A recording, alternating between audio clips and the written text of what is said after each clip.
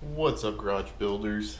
So today starts the process of trying to get the engine out of the back of this truck. I am actually using a legit camera this time. Well, not really legit. I'm using a GoPro Hero 4 because I don't have a legit camera yet. Um, that will be in the process. I'm probably just going to time lapse a whole bunch of stuff today because this is really just mundane stuff. I'd really like to thank my unofficial tool sponsor, Harbor Freight, for the new engine hoist in which I paid for, but it was on sale and there was a discount, so it was a good deal. But now I have a 2-ton engine hoist. I don't have to try to do this the janky way with my 1-ton. So hopefully this will go pretty good. But yeah, I'm just gonna time lapse me throwing the hoist together, and probably time lapse me trying to pull a 900-pound engine out of the bed of this truck. And then from there, I'm just gonna try to stuff everything in the garage. So maybe tomorrow we can trailer the truck off to get to storage. That way the motor can just be in the garage and ripped apart in the garage on its own. Get it ready for paint, clean it up, and do all the fun stuff to make it look nice before it goes back in the truck. So that's pretty much gonna be it for today. Like and subscribe.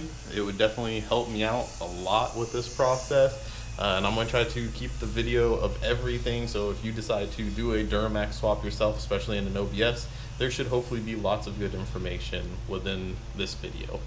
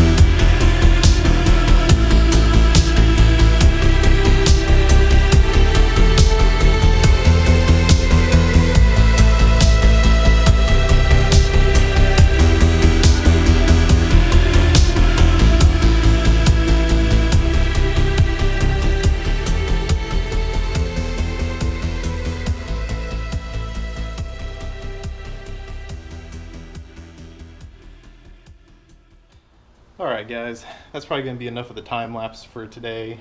I managed to, alone, get the engine out of the back of my truck using a Harbor Freight hoist that I just bought. Again, thank you Harbor Freight for all your sales and your cheap tools, because I can't afford to buy the real stuff. And if I want to get this project done, I got to do this cheap. And my engine hoist was a 1-ton and it wasn't good enough. And so this 2-ton engine hoist was perfect. It was long enough. I didn't even have to cut the tailgate off the truck. But the motor is out. I will also have to thank my best friend Chris, who I stole these furniture dollies from, and they're the greatest tool ever. I've used them as wheel dollies on 4 corners of a vehicle to roll it around, but right now it is holding a 900-pound engine like it's nothing.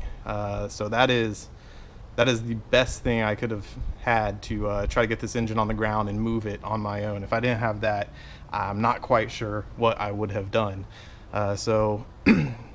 So far everything is looking pretty good. Motor is out of the truck. I still need to get transmission out, which that's going to be nothing. I mean, I could just hook up to that seat belt. It's already tied to it, and probably pull that thing out, no issues. And hopefully tomorrow the truck will go to storage, and then we'll start the tear down of this thing so we can get rid of all the EGR, get rid of all the piping that I'm not going to use, since I'm going to use a bunch of aftermarket stuff as far as the piping goes. But just strip this thing down, clean it up, get it painted, figure out how bad my wiring harness is, and just kind of go from there to see what it's going to take to get this thing back on the road. I also want to compression test it and just make sure it's a viable engine. I was told it has 160,000 miles on it, but without any of the computers, I really don't know anything about this other than when I turn it, it makes compression, or at least it feels like it has compression just turning it with a wrench, and at least it turns. So yeah, other than that, it looks like an old dirty work truck engine, and I'm hoping it's good because I am going for it at this point. So I'm going to try to get the truck out tomorrow, get things cleaned up here in the garage, and get rid of a bunch of this junk I have laying around in here, and try to get it ready to start doing a build in here. Appreciate y'all guys watching. Definitely like and subscribe. If you're doing a diesel swap, hopefully you can learn something from me, and if not, you can hopefully not make the mistakes I'm definitely going to make at some point. Appreciate it.